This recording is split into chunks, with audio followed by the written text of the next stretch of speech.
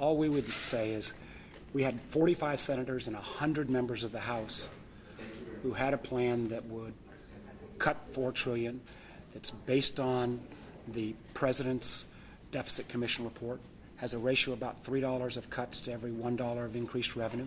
It's not perfect, but it would get us headed in the right direction. And I hope that the leadership of both parties would be willing to say, hey, here are a whole, nearly half the Senate and a quarter of the House that said they were willing to, put country ahead of party. Let's give this plan a try. It seems that Republicans won't agree to anything that includes a tax increase. How can a deal be done if Democrats won't agree to those terms? Well, listen, I think there's nobody that can read America's balance sheet today and not say that we've got to do this both with spending cuts and increasing revenues. You can't fix it on one side of the balance sheet alone. There have been a half dozen different expert groups that have looked at this problem. They've all come up with roughly the same solution set. Luckily, there are a large number of folks in both parties, Democrats and Republicans, Democrats who say, yes, we need to do entitlement reform, and Republicans who say, yes, through tax reform, we need to generate additional revenues. How much of this is electioneering, and does that mean that there are a good number of members that are willing to go without a deal? Well, the thing, conventional wisdom is, well, let's just punt this until after the 2012 election. None of this gets any easier after 2012. And what happens if Europe goes through a financial meltdown sometime in the next few weeks or months, and then world focus shifts to us and we haven't gotten our act together? Why would we take that chance? Regardless of whether the president's elected or not elected, the composition of the Congress is not going to change so dramatically that there's still not going to be the need for compromise by both sides. And since every day that we fail to act, we add $4 billion more to our debt, let's get the show on the road and start getting this fixed. Are people prepared for the type of cuts that are going to have to be made? I think if Americans have always been willing to step up to the plate and do their part if they feel a plan is fair and balanced. If either political party thinks they're going to have a partisan-only win, then they're not talking to the same kind of Virginians and Americans that I'm talking to. Every person I talk to wants us to compromise, wants us to find that common ground. I hear a lot of support for our Gang of Six or Simpson-Bowles proposal. It isn't perfect, but at least it's a plan where we've got a lot of Democrats and Republicans saying, hey, we're both willing to do our share on both revenues and entitlement reform. Let's give it a shot. How is it considered filing a bill?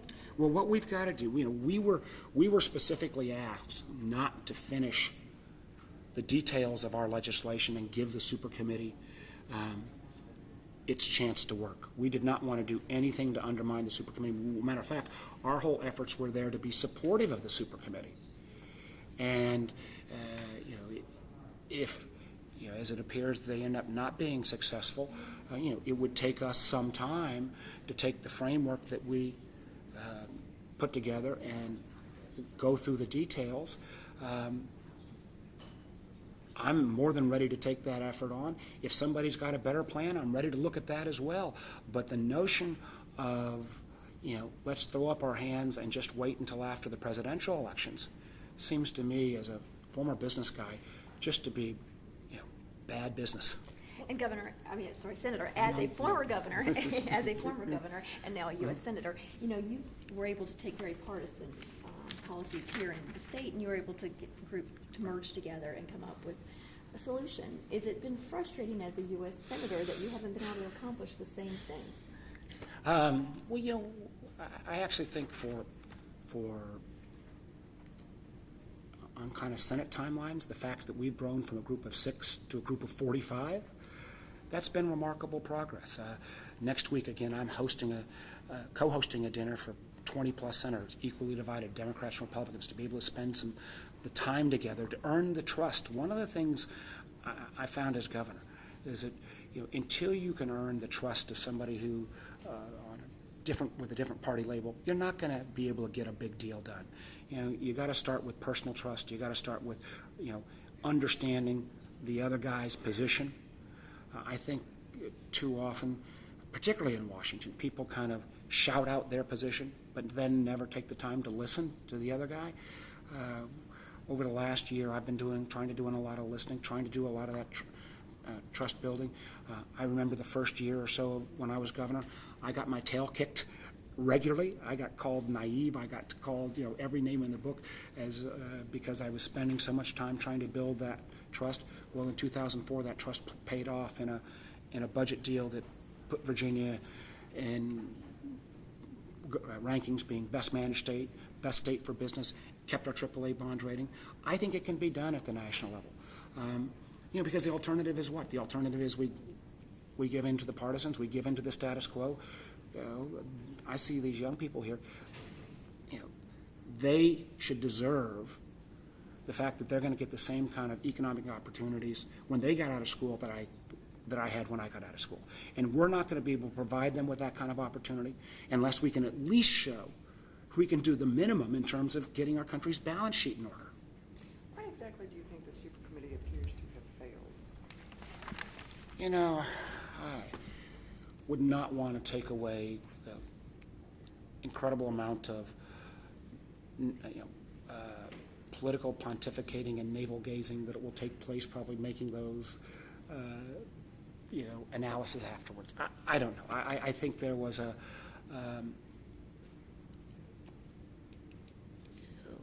I'm still a big believer that you got to spend a lot of time earning trust. Our gang of six, we spent a year and a half,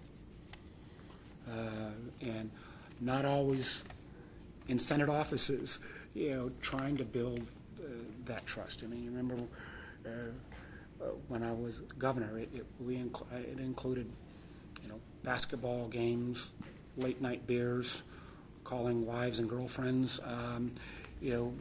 There has been a little bit of, I am getting, one mixed reputation in Washington. Saxby Chambliss, who's been my dear friend, Republican senator from Georgia and great partner, he says, watch out. Don't give Warner your cell phone or you're going to just hear from him all the time. So I'm a little obsessed about this. And I think it takes, though, some folks with a sense of urgency around this issue. I mean, that's the thing that still kind of surprises me with the meltdowns going on in Europe and the European leaders continuing to seem to punt, and every time they punt, the circumstances get worse. The fact that there's not a greater sense of urgency in this country from not just the political leadership, but from the business community, to kind of just say, oh, well, what can we expect? It's just Congress. I mean, that's stunning to me. As a citizen, are you angry? Do you wish you had been on the super committee? Do you think? Yeah, I wish I would have been on the super committee. I mean, but there's no value in looking back. What you got to be about is where do we go from here? Where do you go? I mean, what happens next? Stay tuned. Let me assure you, we're not going to fade softly into the night. Senator, we have obviously a recession going on, people out of jobs. Some people are saying that we need to spend in order to get jobs back. Then the economy will start to growing. Then we can deal with austerity. Are we trying to bite off too much? Well, one of the things that we, that our plan had was it phased in most of the cuts, over a 10-year period and didn't front load the cuts right now when any decrease in demand is going to have a negative effect. I do believe, though, that a solid, defensible, fair plan, that the confidence that would give to the markets, to the business community, to everyday Virginians, that, hey, well, maybe it's okay if I go out and, buy that television, or maybe my kids can actually move out of the house and go ahead and buy a home because at least the federal government is going to have its fiscal house in order. I think that would have a remarkably positive effect on getting this economy jump-started. Do you feel there's some people who don't want to see it jump-started, the Tea Party, Republicans? Oh, I think there are some people who want to wait until after the presidential election, that somehow that's going to change things dramatically. I just don't see it, regardless of who wins. you know, you're still going to have, if the Republicans do very well, you're still going to have enough Democrats in the Senate to filibuster, just as we have right now Republicans in the Senate filibustering. And, you know, I guess I've been a business guy longer than a politician. The whole notion that when you've got a crisis, that punting on it is an appropriate action just kind of makes my head explode.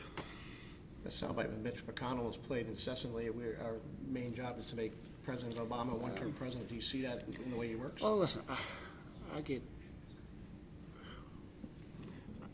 I've been very frustrated with some of the actions of some of the Republican leadership. But on the other hand, and I'm sure they've been frustrated by some of the actions on the Democratic side. What gives me hope is, I got 23 Republican senators who've signed on to principles that include additional revenues in a meaningful way. In today's environment, that's a sign of real political courage.